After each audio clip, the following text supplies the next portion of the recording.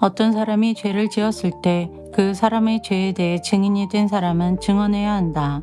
만일 증인이 되겠다는 선서를 하고도 보았거나 알고 있는 것에 대해 증언하지 않으면 그 사람의 죄가 증인에게 돌아갈 것이다. 누구든지 깨끗하지 않은 것, 곧 깨끗하지 않은 들짐승의 주검이나 깨끗하지 않은 가축의 주검이나 깨끗하지 않은 길짐승의 주검을 만졌으면 그 사실을 몰랐다 하더라도 그는 깨끗하지 못하며 죄가 있는 것이다.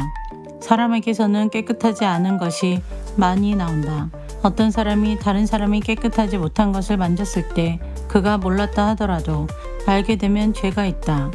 어떤 사람은 아무 생각 없이 맹세를 하기도 한다. 좋은 일을 하겠다거나 또는 나쁜 일을 하겠다고 맹세를 하고 맹세한 사실을 잊어버리기도 한다. 하지만 그 사실을 알게 될 때 그는 죄가 있다. 아무리 생각 없이 맹세한 것이라 하더라도 이는 여호와 앞에서 맹세한 것이기 때문이다.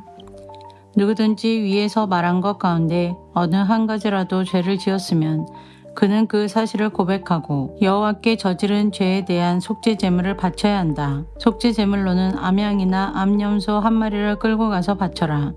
제사장은 그 사람의 죄를 씻는 예식을 행하여라. 하지만 양 한 마리를 바칠 형편이 되지 못하는 사람은 산비둘기 2마리나 집비둘기 새끼 2마리를 여호와께 제값으로 바쳐라. 한 마리는 속죄 제물로 바치고 다른 한 마리는 번제물로 바쳐라. 그 사람이 새들을 제사장에게 가져오면 제사장은 먼저 그 가운데서 한 마리를 죄를 씻는 속죄 제물로 바쳐라.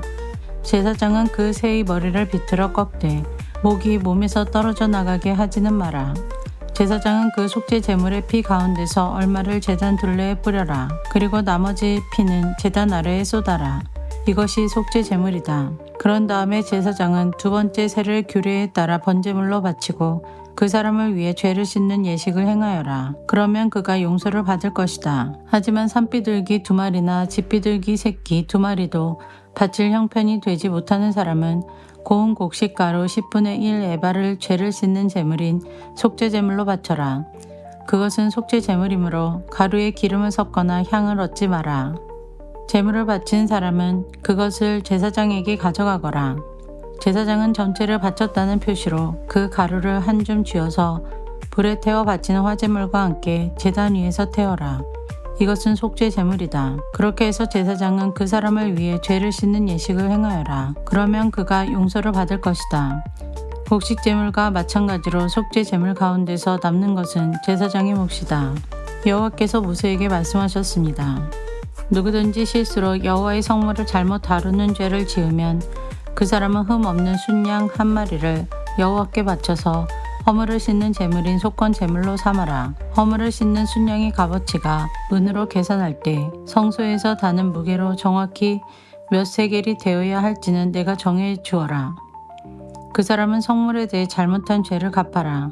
그는 그 값어치의 5분의 1을 더해서 그 모든 것을 제사장에게 주어야 한다. 그러면 제사장은 그 사람을 위해 속건 제물로 바친 순양을 가지고 죄를 씻는 예식을 행하여라. 그러면 그가 용서를 받을 것이다. 누구든지 여호와께서 하지 말라고 하신 일을 해서 죄를 지었으면 그가 그 사실을 몰랐다 하더라도 그에게는 허물이 있는 것이니 그는 자기 죄값을 치러야 한다. 그는 제사장에게 내가 정해준 값어치의 허물을 씻는 속건 제물을 가지고 가야 한다. 그 제물은 속건 제물로 알맞은 흠 없는 순양으로 하여라. 제사장은 알지 못하고 저지른 그 사람의 잘못을 씻는 예식을 행하여라. 그러면 그 사람은 용서를 받을 것이다. 그는 여호와께 잘못을 저질렀으므로 속건 제물을 바쳐야 한다.